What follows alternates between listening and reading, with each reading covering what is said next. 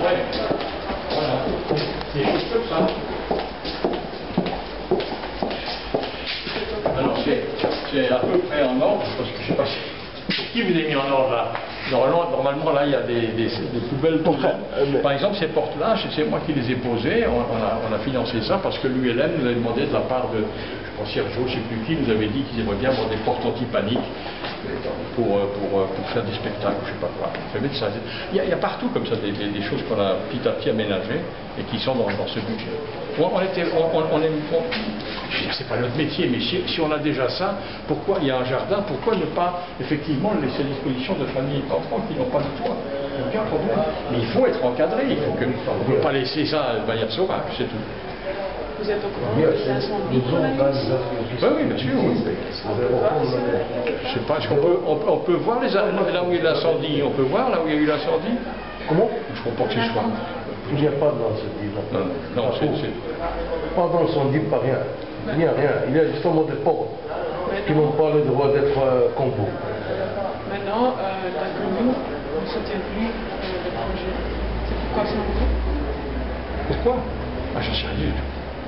Parce que le 10 juillet, on m'a entendu, le directeur, je devais avoir rendez-vous avec M. Epli, et évidemment c'est son directeur de cabinet qui m'a reçu en me disant que M. Epli n'avait jamais dit ce qui était dans les journaux, que c'était les journaux qui avaient transformé ses dires, et qu'en ce qui concernait le projet, bien sûr, qu'il continue à soutenir totalement le projet le 10 juillet. Ça, c'est ce que j'ai reçu de M. Boiscoté. Mais aujourd'hui, il dit que... Aujourd'hui, je ne sais pas, qu'il ne veut même plus attendre, qu'il veut nous exproprier, je ne sais pas. J'attends qu'il me réponde, j'ai envoyé des lettres. J'ai envoyé des lettres, des fax, des mails, des téléphones, je n'ai pas de nouvelles, j'attends. Vous n'avez pas peur que la commune veuille faire quelque chose avec ce site? Mais on est encore dans un état de droit, heureusement, et donc nous sommes propriétaires, on peut pas faire ce qu'on veut avec un bâtiment. Tout le monde doit respecter le droit.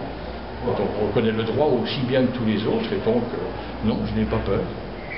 J'ai un projet qu'on va mener jusqu'au bout, et ce n'est pas quelques personnes qui ont voulu nous salir qui vont nous faire changer d'avis. On a dit que Rosebud Héritage était en liquidation. Rosebud Héritage est une petite société de droit suisse au capital de 100 000 francs qui n'a rien à voir avec le groupe Rosebud Hotels Holding, qui est la propriétaire d'ici. On nous a dit dans ces couloirs, cette personne du conseil communal a dit qu'il y avait blanchiment d'argent. Cette personne devra répondre devant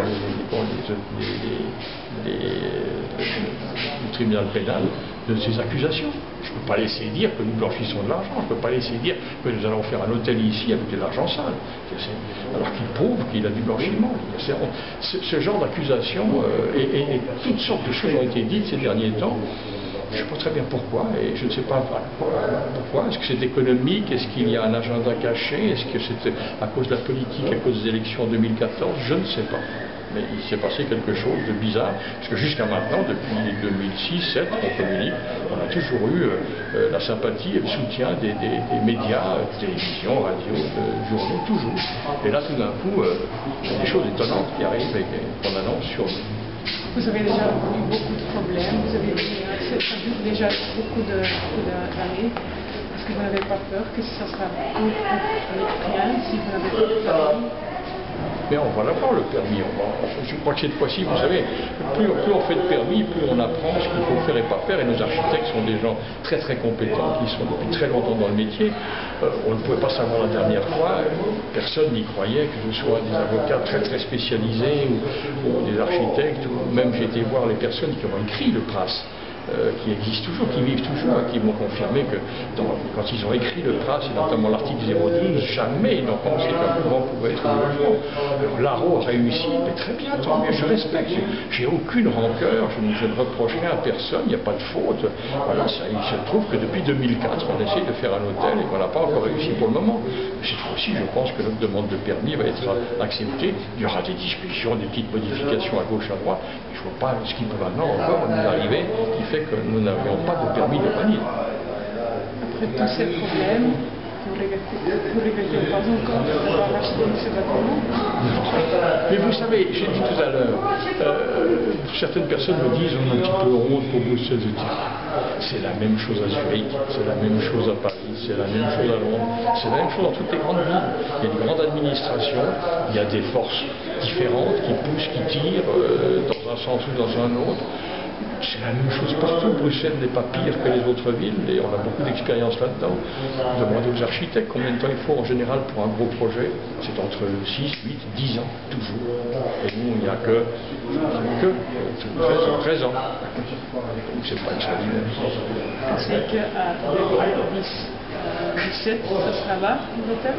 Vous croyez encore que... Alors, si le permis est accordé à l'automne prochain, l'hiver prochain, à ce moment-là, et qu'on arrive en 2 ans et demi à construire, oui, il y aura l'inauguration 2017, printemps, ce sera peut-être à l'automne ou au printemps 2018, ce sera fait. Bien sûr. Vous savez, je l'ai dit l'autre jour à la presse, on a actuellement investi ici 24 millions d'euros en fonds propres, on n'a pas envie de les perdre. Donc, on va faire quelque chose de tout ça, c'est sûr. Vous n'avez plus de contact avec aucun membre depuis le 10 juillet, plus de réponse, plus rien. Je n'ai pas de réponse à mes lettres, à mes emails, à mes demandes de rendez-vous. Plus rien. Et je n'apprends que des choses par la presse. J'apprends qu'on veut m'exproprier, j'apprends que, mais je n'ai pas de réponse. Vous aviez de meilleures relations avec l'ex-bourgmestre Monsieur Demanet? Oui, mais c'est une question qui n'y a pas de comparaison à avoir. Oui, c'est vrai, j'avais de très bons contacts, on a beaucoup collaboré, on avait des réunions tous les mois concernant ce projet ici, les occupants. Tous les mois, on se retrouvait à la commune avec les policiers, avec les services sociaux, etc. Et on avançait dans le bon sens. Et puis c'est vrai que là, on s'est vu avec M. Emirkir le 22 février. Ensuite, on s'est revu parce qu'il a organisé une visite télévisée ici, je crois en mars ou en avril, je ne sais plus. Puis ensuite, suite aux premiers articles au mois de juin, j'ai enfin pu avoir un rendez-vous. Il n'était malheureusement pas là absent, il s'est excusé et remplacé par son chef de cabinet, M. Boiscoté, qui m'a dit qu'effectivement la commune continuait à soutenir le projet, etc., et qu'on allait coordonner le problème des occupants. Depuis ce moment-là, ça continue et ça s'empire, les critiques et les accusations, et je n'ai pas de nouvelles. Donc voilà, j'attends de savoir ce qui se passe.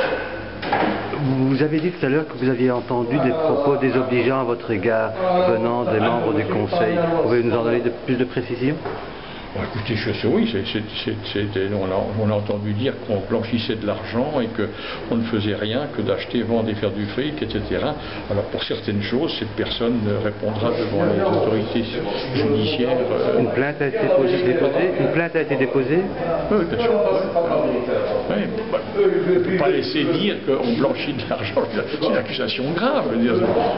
Alors si c'était vrai, je ferais attention, je vais dire, oh là là, étant donné qu'on n'a rien dans toute la structure de notre société, on n'a absolument rien de caché, tout est clair, malgré tout ce qui a été écrit.